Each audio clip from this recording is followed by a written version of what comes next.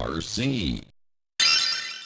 Hey everybody, and welcome to another episode of GGRC. I'm RC, and today we're going to be doing a quick save review of The Messenger. Now, this game came out earlier this year.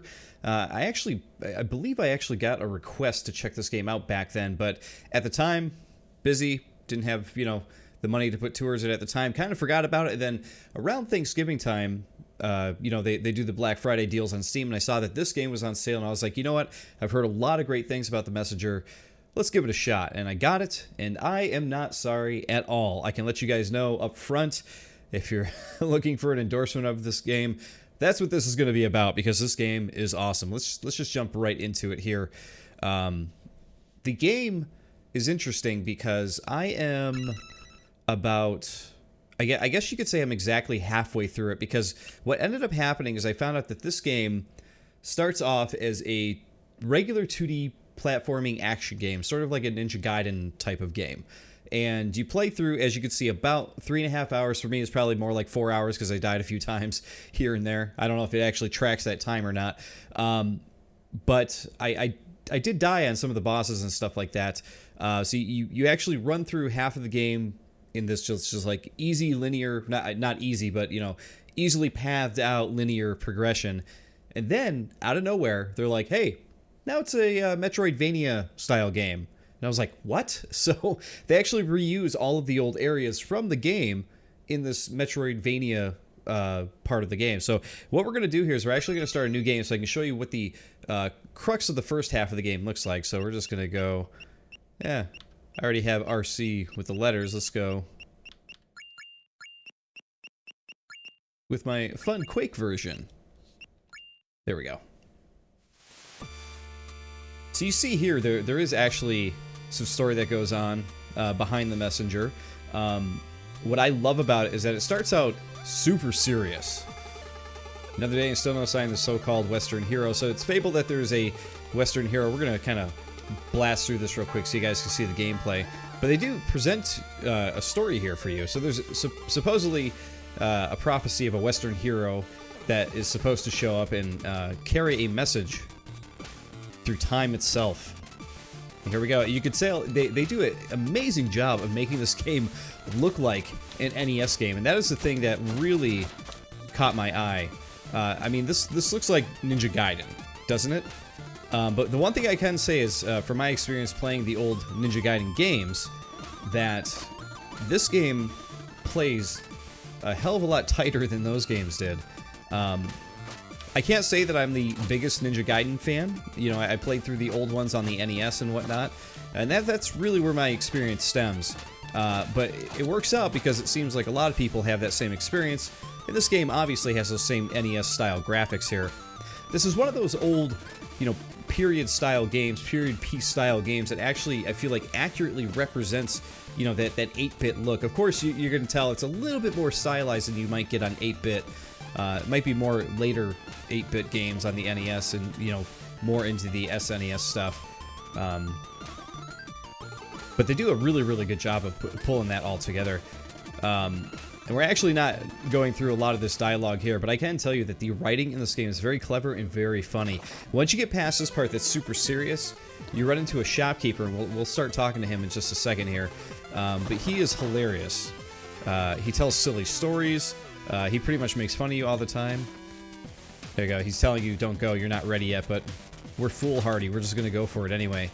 And this is the Demon King, the gigantic thing that you're going to be fighting, supposedly at the end of the game. So let's, he tells you prepare to die. And he is just going to unleash hell on these people until, actually, the hero shows up. Boom! So then he calls upon his demon general to help out here.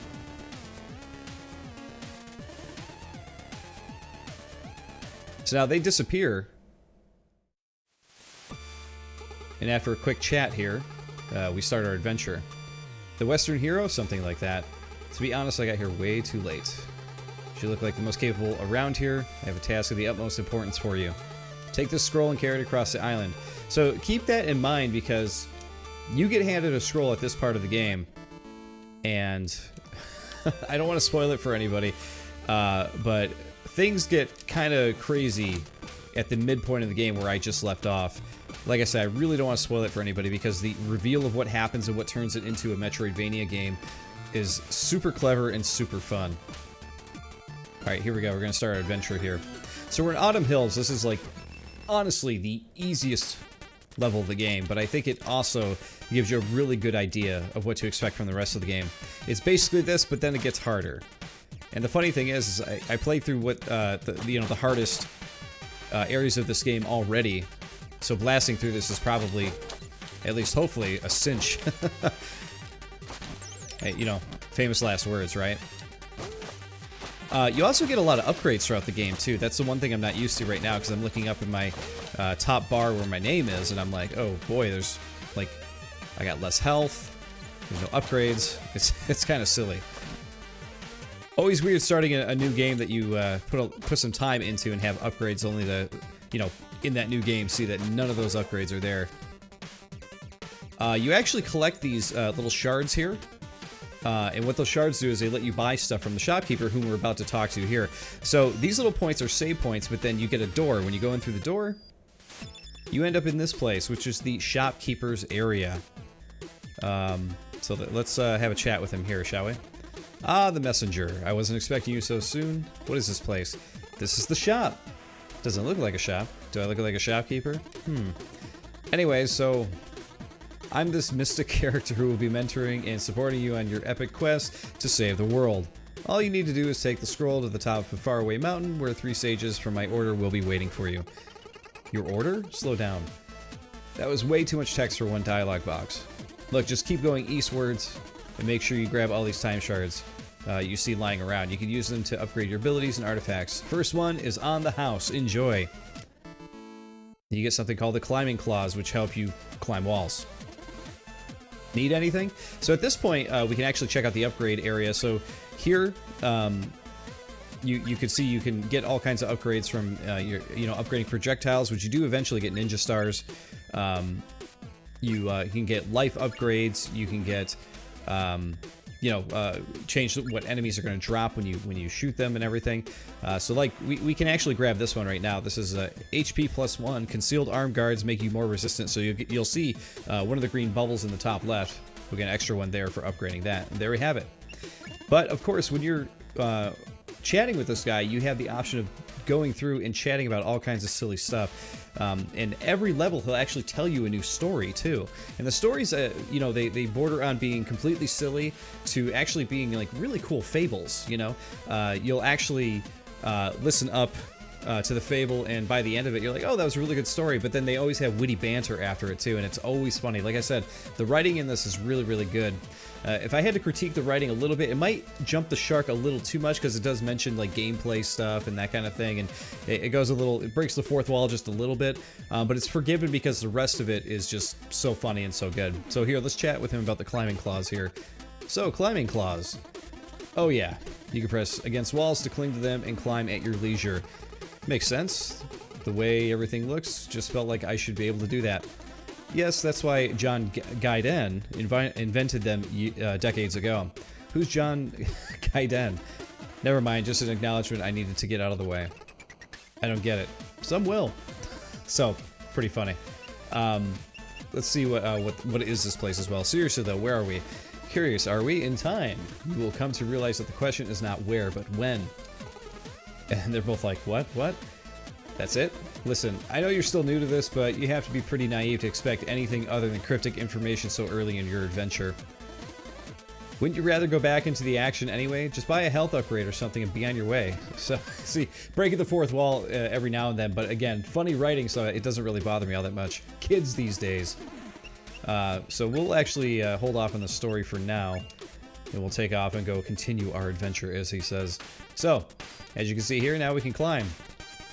Now, the controls in this just feel so great and so snappy. It's one of the things I like most about it. It's just like, if you feel like that's the way your character should control, like, this whole climbing thing where you're just like, oh yeah, he should be able to jump up the wall real quick and, you know, while jumping, also be able to attack as he goes down.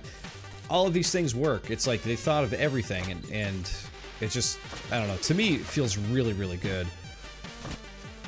Nothing makes me happier in a game, especially one that's a 2D platformer, when it has snappy controls. Oh, that's one of my upgrades I don't have yet. You get an upgrade where you can actually swing your sword and knock those fireballs out that those guys shoot at you. And I'm so used to being able to do that in the main game because it's such a necessity that I forgot I didn't have it with the new game here. Alright, let's jump over here. And we can jump down, kill that guy. And those little green bottles are going to completely refill your health when you need them. Should come in handy big time when you're about to fight a boss.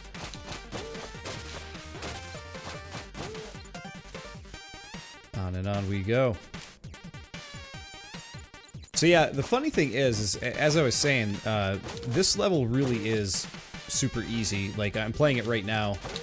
And once you get to the further levels, it's like, man, anything I did before this is just like tame. Because you're going to fight some really tough bosses. In fact, I would say that the hardest boss was the last boss I got right before I played or I got into the Metroidvania stuff. Oh, you can go underwater too, just in case you're wondering. Yeah, I did fight the Demon General already.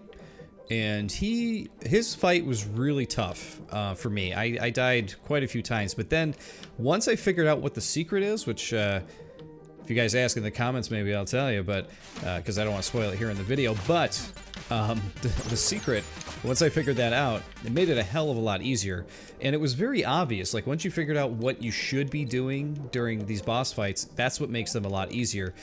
Figuring out the patterns. I would say almost all the bosses I was able to figure out, like, right off the bat, you know, and kill them in one turn. There were a couple other ones where I died maybe 2, maybe 3 times. The Demon King, I must have died probably, like, I don't know, 12, 15 times, something to that effect. But the majority of the bosses, once you figure it out, it's no big whoop. But it's figuring out that's the tough part. And with the Demon General guy, that was very, very tough.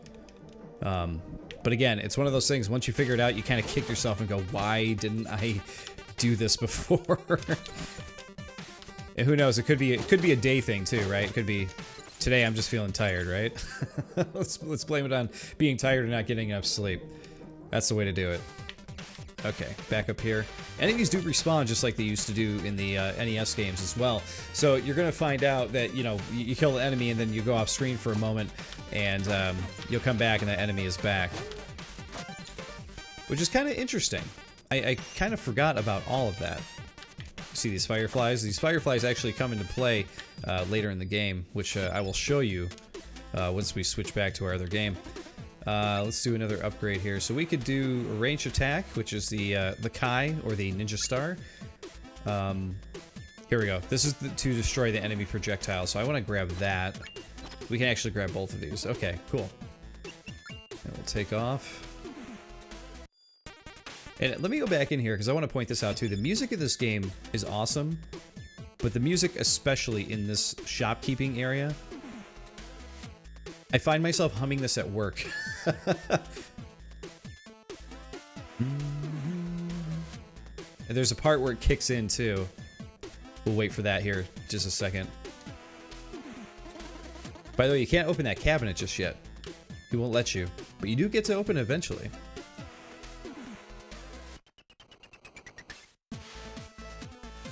See, it kicks in right there. It's just awesome. I've been humming this part of the song this past few days when I've been playing this game, and it's just been like stuck in my head.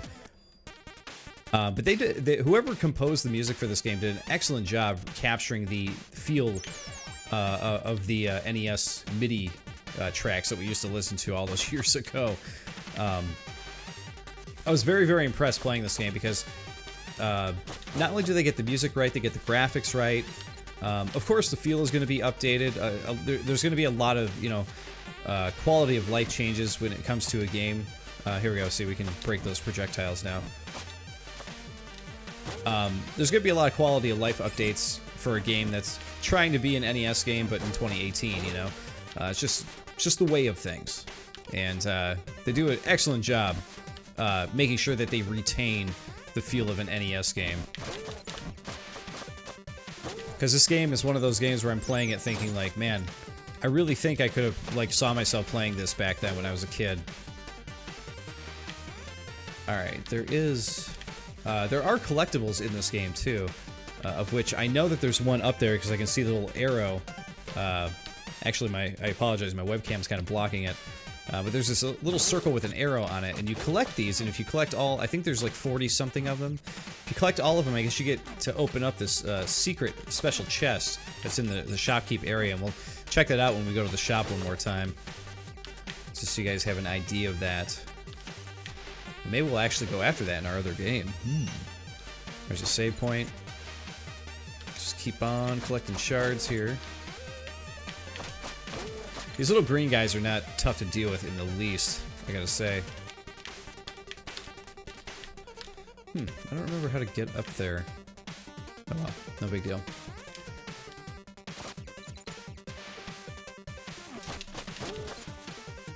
Jump over that, hit that guy. Yeah, this year has been a great year for 2D platformers, though. I gotta say, like, with the release of this game, wow, it knocked me all the way down.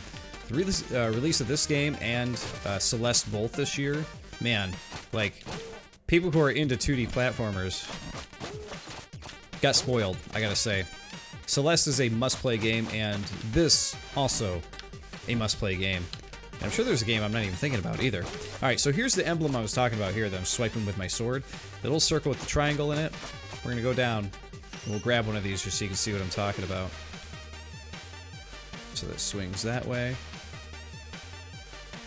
So there's a lot of these different little secret areas in the game that contain these little green pendants that you collect. And like I said, if you collect all of them, like I said, which is probably 40, I think he says there's 40-something of them. There you go, so you wandered off the beaten path, and he says, what was that big green object? Oh, you mean that thing you just smashed instead of collecting? It's a power seal. There are many others like this one, but to be honest, I'm not really sure what they do. I can tell you that finding them all is optional, but if you're the kind of adventurer that likes to go for the extra challenge, you'll want to keep an eye out for the hidden rooms. And who knows, it may or may not unlock an overpowered upgrade.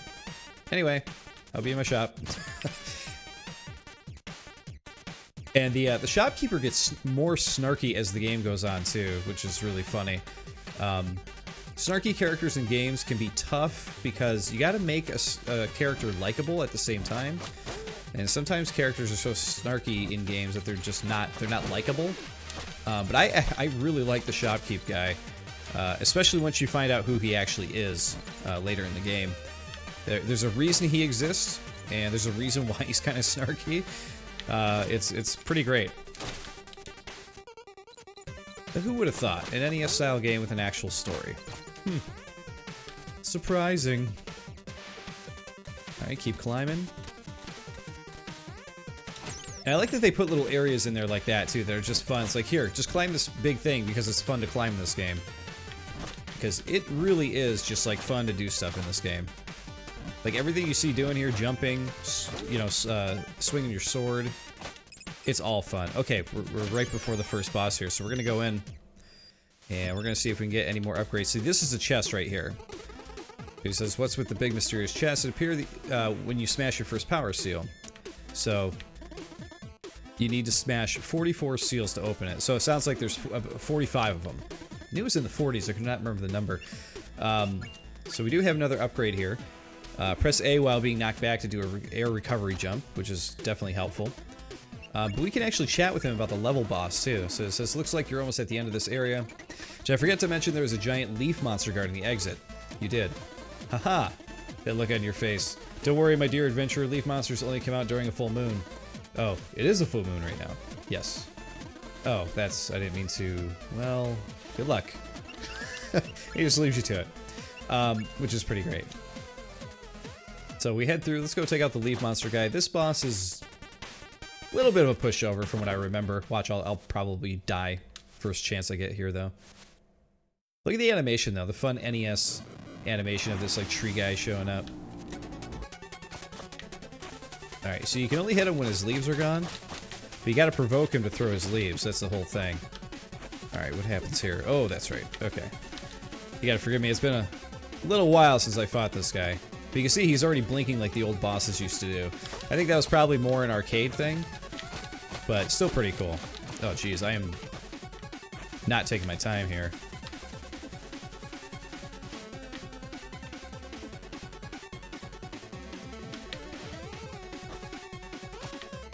Okay, we knock him back. Okay, he's probably gonna have one more round here. He is flashing quickly, though. Okay, we'll have him jump down one more time.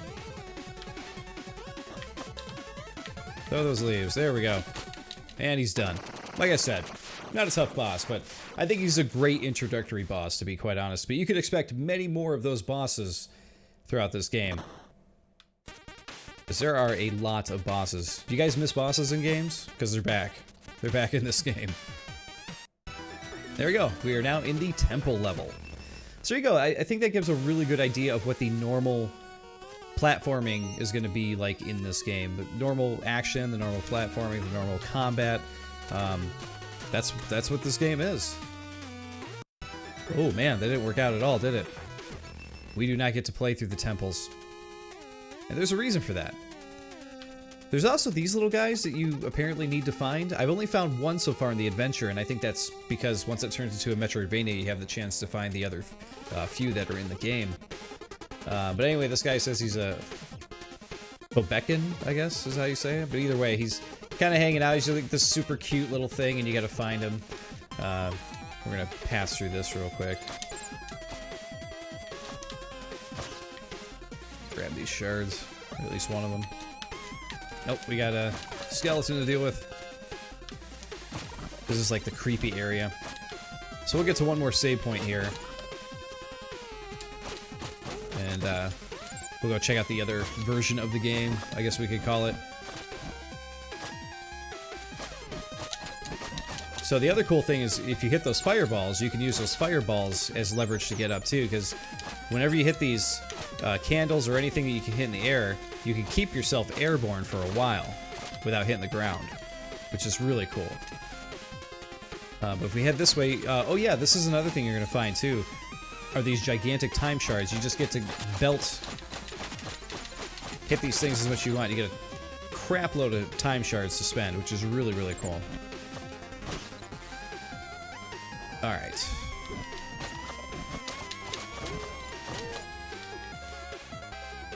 Don't smush us. And let's see here. Yeah, we'll continue on. Just trying to get to the next save spot. Uh-oh, there's this guy. This guy might actually be my favorite boss in the game, and I apologize again, my webcam's covering him up, but he's this guy in a purple cape, and him and his partner, who are the boss of this underground area, are, I think, quite possibly the funniest characters in the game. They made me laugh pretty hard. Oh, one other thing to note too before we actually jump into the next part of this game is that the guys who make this game, they're actually planning on supporting this game with free DLC next year. So if you are a fan of this game, or if you're just hoping that there's more to the game, when you purchase it, you will have the ability to play through some free DLC that they're releasing next year. I guess it's going to be story-oriented too. So for those of you who are fans of Shovel Knight, I think it's along those lines where, you know, they've been supporting Shovel Knight all these years, giving it, you know, DLC and whatnot. And I forget if Shovel Knight has paid DLC or if it's free. I don't remember off the top of my head. But I really hope that they do the same with the Messenger, because the Messenger, I really enjoy the gameplay. Would really not mind them, you know, just keep adding DLC and keep upgrading it, you know? This one offers us an underwater dash, but I tell you what, we're gonna leave here, we're gonna head out, and we have just saved, so what we're gonna do is head back to the title screen, and we are gonna open up our other game. Alright, let's play. Okay, so you can see that was about 20 minutes a game right there. Here we go. We're gonna jump into my current game. Now you guys notice that the art is a bit different? And the music might be a little bit more upgraded, you could say. That's because at this point in time, they give the messenger, your character, the ability to travel through time. And the way they represent that in this game is you originally start as an 8-bit looking character, and then you become a 16-bit looking character, which is it's clever. It has been done before in certain games, but the way they pull it off, the way they make it look 16-bit versus 8-bit and everything is just awesome. There are parts of this game where you could jump through like this. Look at that. Now we're back to 8-bit. I go back through 16-bit. That is one of the coolest effects I've seen in a game in a while. So now we're back to 8-bit. We still got all of our awesome abilities here. We are now looking for music notes, apparently. So what ends up happening is you now have a map. So you can see in the center of the map, there's the portal that we came through. And I got a hint on my map. I'm actually right next to it, where the music note is supposed to be. The music note is what you need to collect to get to the final boss of this next area here. But of course you have a prophecy here too. I actually paid for the hint because I didn't know what the prophecy meant. But the prophecy said something about the full moon, or you could only find it in the dark or something like that. I didn't quite know what he was talking about. But then if you go to the actual shopkeeper, he's like, forget that prophecy guy. He's like, he even like looks at, he's like, let's see what the prophecy guy wrote. And he reads it and he goes, oh boy, okay, you know what? Here's a hint. He's like, if you give me 300 time shards, he's like, I'll just write it on your map, which is super funny. You also get a map like this that looks like Ghouls and Ghosts, if you guys remember that game. Which I think is a pretty cool nod to that game as well. Alright, so now we know that we need to go in through to the right here. And I bet we're going to be walking through these bricks here that will break open. There we go. So now we're back in 16-bit. You hear how seamless the music changes too? So cool. Now I will say one thing right off the bat though is that this is very early in the Metroidvania part of the game. I literally just got to this part, like, I think probably 15 minutes before I started recording this video. But if the Metroidvania part is anything like the first half of this game, I don't really care. It's going to be great. You can actually see with all my upgrades, I had one left that I didn't end up getting to, but it actually added in a whole lot of other upgrades to get to. So like time sense, it adds a blue glow to rooms on the area map where you can shift between past and future time periods. So that's good to know in case you need to switch between to, you know, get through walls that, you know, are hiding things that you need to find. Let's see here. What else does it add? HP +1 and potions now fully heal instead of just giving you a couple life bars back. This is one I didn't get from the original, first middle part of the first part of the game before the middle here. I didn't get to this one, which is incoming damage of 2 or more will now be reduced to 1, which is really powerful, but it also costs 1,000 shards. You can see even all these that they've added are not as bad, except for this one. You get an attack boost, Demon's Bane. That's pretty sweet, actually. So all these are actually pretty affordable and things that I'll be able to get pretty soon, but I gotta collect 3,000 shards to get the 2 really powerful upgrades, so that's something to keep in mind. Alright, let's leave here. Alright, we're gonna continue on.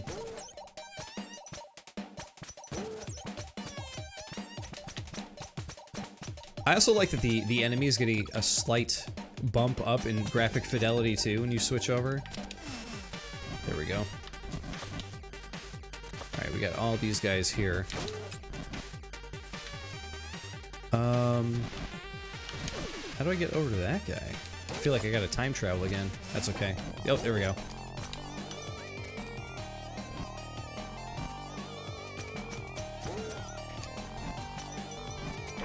Well, I'm taking some unnecessary hits here.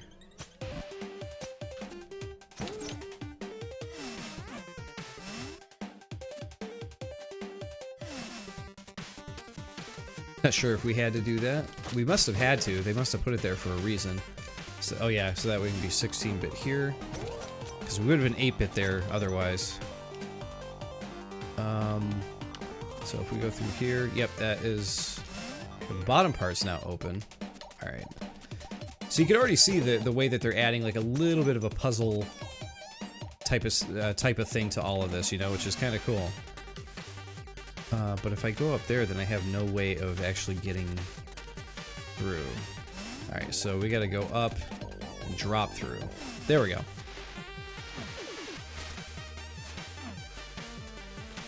Jump over that thing. Nope, didn't make it.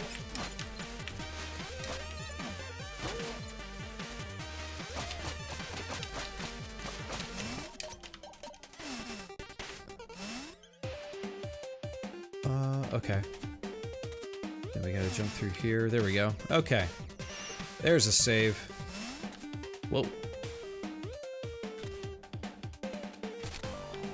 One of the other abilities I didn't quite talk about just yet was this grappling hook, which is funny because I think they called it like a rope dart, and there's actually a comment about like, you know, it doesn't really matter what we call it. Everyone's just gonna call it a grappling hook anyway, which is really funny because yeah, that's what I pretty much call it. We're gonna use that here. Oh, there we go. Oh, geez, almost ate it right there.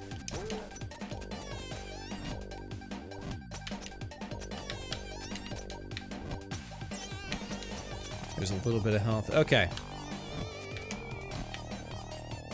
Now we can fly up. So you can get in those updrafts there. You get an ability to follow them up, which is pretty fun. You'll get into like deep caverns where you gotta actually fly all the way down the caverns with your wingsuit thing here.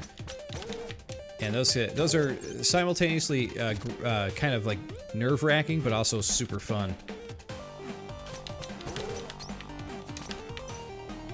This music in this level like super reminds me of Sonic the Hedgehog. It has that like bassy wow kind of feel to it, which is awesome. Alright, we just gotta do it again one more time here, I think. There we go. Up we go.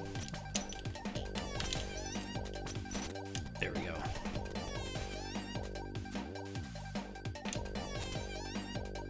So I have a feeling... Oh, here's a music note. Okay. I was gonna say, I thought we'd have to fight a boss, but we still might. We'll find out here in just a second.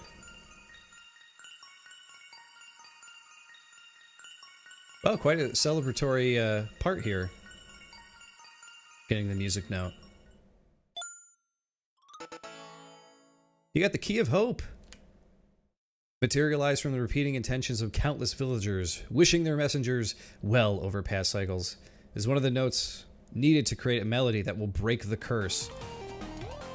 So we're trying to break this crazy time curse, which like I said, I'm not gonna get too far into here, because I don't want to spoil it for everybody.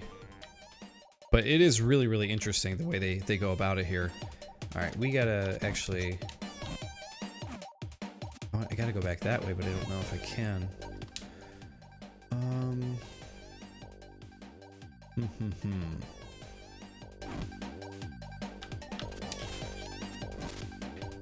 I can definitely... Oh, there we go. There's nothing up here, though. Alright, down we go. No big deal.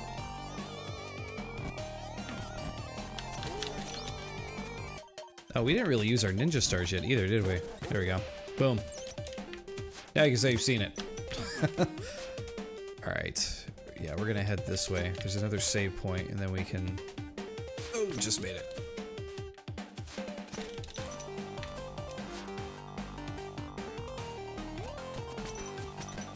This may look familiar to what we were doing earlier. But now we got a whole other area to go to, and we collect another one of these green things. So this place was not accessible until actually we got to this part of the game, which is kind of cool. And boom, we got it. We're collecting. We're making things happen here, guys. Nice. And drop down we go. Alright. Let's get up here.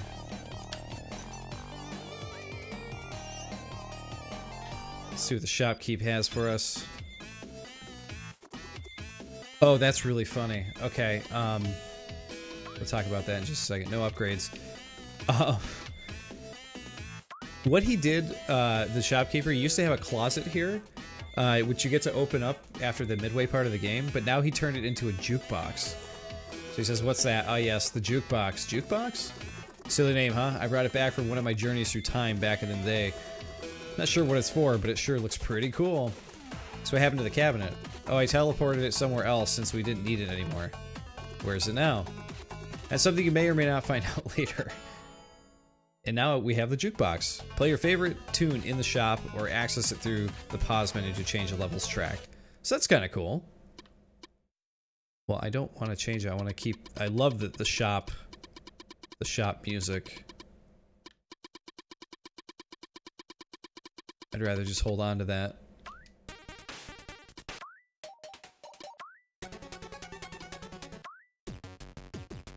All right, well, we'll just swap it for now. That's fine. We're gonna head back to the time area here and see if we can turn in this music note real quick. So what should I do next? This guy, the prophet, is always trying to act the part of the prophet, so it's pretty funny. Behold the music box! Legend says that it is the very relic maintaining the curse of humanity. Or on humanity. But yeah, there you go, guys. I think that is a really good look at the messenger, to be quite honest. I have these other 2 areas to go, which I haven't gone yet, and then there's a bunch of other areas as well. As you can see, you know, you have all these different areas to go. Like, we have the Searing Crags, which was the last level before we got to this... or no, that was the level before. The Underworld was the last level. Before we started this Metroidvania part here. But we got Cloud Ruins, we got the... Quillshroom Marsh, Howling Grotto, Bamboo Creek. The Forlorn Temple was the only place that we really didn't get to explore because it throws you to the catacombs. So that should be pretty interesting to check out. Brand new area there. But yeah, guys, I mean, that is the Messenger. I think it is it is quite an excellent game. It's definitely worth your time for anybody who is a 2D, you know, platforming action fan, someone who's a fan of Ninja Gaiden, or even a fan of the game Celeste that came out earlier this year. If you're a fan of NES games, this is a game you're really gonna like. It took me a little while to do this video because I wanted to make sure that I was encapsulating all that the game has to offer, because I actually got an hour into this game and I was already hooked. I was like, oh man, I'm going to show this off. But I'm really glad that I looked up a quick FAQ on the game to know that there was 2 acts to the game. One where it's a linear, you know, boss fighting adventure, you know, type of Ninja Gaiden experience, and then a Metroidvania thing after that. So you're getting basically 2 games in one, which is really, really cool. And like I said, I actually can't recommend it enough. I think it's really, really good. I think it's worth your time and definitely worth checking out, guys. So definitely check out the Messenger. It definitely has RC's stamp of approval because it is awesome. But there you go, everybody. GG. Thanks for watching, and I'll see you all next time. GRC.